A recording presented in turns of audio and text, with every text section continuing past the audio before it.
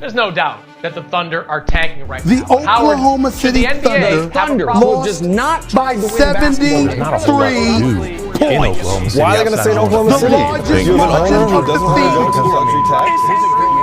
I can't believe I'm going to start the show out this way, but oh my, the Oklahoma City Thunder have actually won the Western Conference. Now, the video we just played at the start was just priceless. The Oklahoma City Thunder lost a game by 73 points. I thought Stephen A was going to flat out jump off of his chair and levitate 4 feet above the ground like in the great Ghostbusters original movie.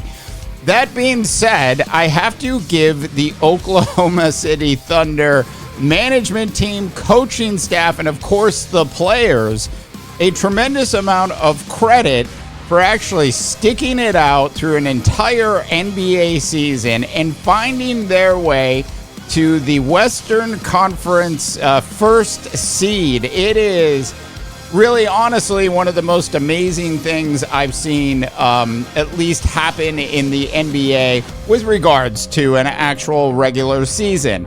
I did not have Oklahoma City Thunder atop of my bingo card this year, actually winning the Western Conference. And in fact, like, I had the Timberwolves and I had OKC basically fighting for the 6th spot in the Western Conference, trying to do what the Phoenix Suns did today, which was avoid actually playing in the play-in tournament. I absolutely love how the NBA calls it a play-in tournament.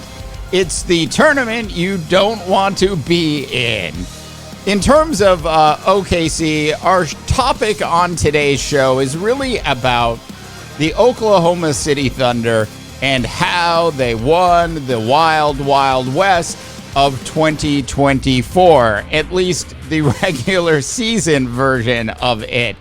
Now, they ended up beating the Dallas Mavericks easily today, and that was a game in which the Dallas Mavericks actually didn't play anybody. Everybody basically sat aside, and OKC won the game 135 to 86.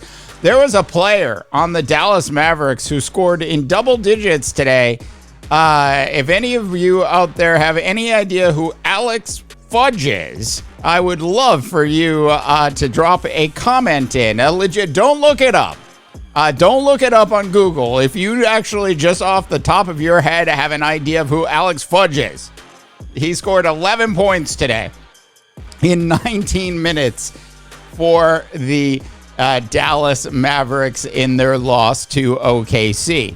Now, a lot of this OKC ending up in first place has a lot to do with, of course, their head coach, who's done an absolutely fantastic job you have from a coaching perspective, as opposed to move off of it. Just ask the Milwaukee Bucks how they feel about Doc Rivers today. Sure, he was great to listen to during television broadcasts, but how do you really feel about Doc Rivers in the management of the Milwaukee Bucks at this point? I think that they absolutely made a mistake letting their head coach go, who had 35 wins and 13 losses at the time. In terms of OKC, though, them doing as well as they did this year is really a statement of an organization that continued to get better through the draft. I repeat, through the draft year after year. The chemistry on this team is very similar to the chemistry that the Memphis Grizzlies had about a year and a half ago, before all of the Ja Morant incidents actually happened and essentially tore that team apart.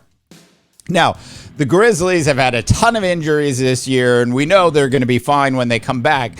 But the team that had all of that chemistry has since been disbanded.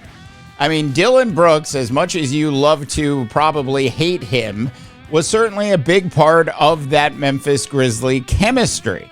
The chemistry that this Oklahoma City Thunder team has put together is absolutely 100% working out for them. Now, Chet Holmgren has been fantastic in essentially his rookie season in the NBA. You know, he's averaging, what's Chet averaging at this point? I pulled up Chet's stats for you. So, yeah, Chet on the season, 16 and a half points, 8 boards, around 2.5 blocks a game. He's definitely changed the way Oklahoma City Thunder can play defense. And he's also changed how they play offense. Now, we know that Josh Giddey had a ton of trouble during the offseason and has played basically okay throughout most of the season. But the real revelation comes from the University of Santa Clara. And that's one of the Jalen Williams, the J-Dub version of the Jalen Williams twins that are actually on the Thunder.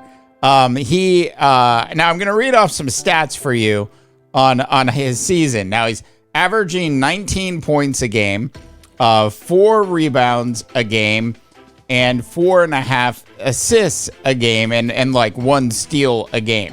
Now, those are good numbers, right? I mean, are they a huge improvement over what he did during his first season in the NBA? I mean, it's an improvement in the right direction for sure. Now, if you were to look at his points scored his rookie season, it was 14. Just over 14 points. But what's most important here is he's had games where he's actually gone north of 30 points in the back half of the NBA regular season. What's important here is that Jalen Williams has turned into a National Basketball Association player that actually believes in himself. I would go as far as to say that if Jalen Williams wanted to, next season, score 25 points a game, he's certainly capable of doing that for this particular Oklahoma City Thunder team. But the true greatness, if you will, of the regular season of this Oklahoma City Thunder team is, of course, SGA. SGA, who, quite frankly, is not getting the kind of respect that he should be getting around the NBA when it comes to the Most Valuable Player award. Now, over the past couple weeks, we've done several videos on several different players who have a right at actually being talked about in the Most Valuable Player award. In each of those videos, we always bring up Shai. We always talk about SGA. And when you actually look at his stats and where he finished off this particular regular season from a statistical perspective, SGA averaged over 30 points a game. He had 5.5 rebounds a game, and he had 6 just over 6 assists a game. I mean, compare that to Luka, whose team, by the way, finished in 5th in the Western Conference. Compare it to Luka. Luka averaged just under 34 points a game, and then was 9-9 in the other 2 important statistical categories. Does SGA deserve to be talked about in the same breath as a Luka Doncic and a Nikola Jokic? And I think the answer to that question is absolutely yes. As much as I think a Jalen Brunson absolutely deserves a real shot at actually winning this particular award this year, I know that's not going to happen. So if that's not going to happen, and they're not going to give it to Luka, then they should give it to SGA. Because when you do the statistical comparison between SGA and Nikola Jokic and Luka Doncic, SGA absolutely has a legitimate, you can make that legitimate argument that he should win, hands down, the Most Valuable Player of the Year award. I would still feel the same way if the Oklahoma City Thunder had lost today and had finished in 3rd in the Western Conference. But the fact is that they ended up finishing in first, or in a tie for first in the Western Conference, but essentially get the first seed over the Denver Nuggets. I mean, Nikola Jokic, we all know, is really the best player in the NBA.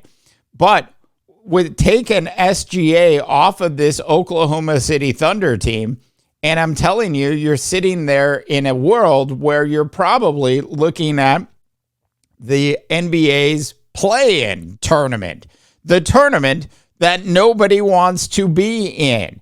Take away Jokic off of the Nuggets, and they probably still have enough firepower to be a team like the New Orleans Pelicans. Also would be playing in the play-in. But the Oklahoma City Thunder would be far worse off than the Denver Nuggets if SGA hadn't played the way he played this year versus a Nikola Jokic. Now, in terms of Luka Doncic, look, I can make the argument that Luka absolutely deserves the MVP award this year as well. Not here to really discuss who should win the MVP award, just simply to say that SGA absolutely did a tremendous job this year, leading his team all the way to first place in the Western Conference. Now, I'm not saying OKC is going to win the NBA title.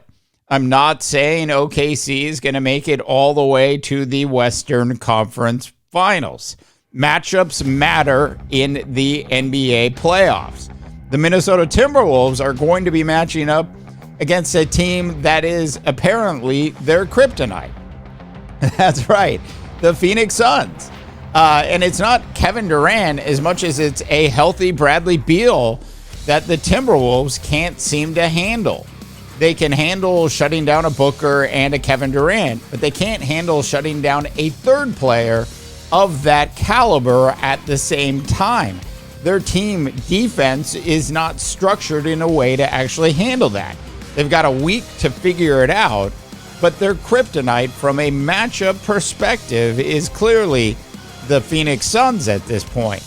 Look, OKC was going to struggle if they have to deal with the Los Angeles Lakers in a first round, and that's probably the one team that they don't want to deal with in the as a result of the NBA play-in.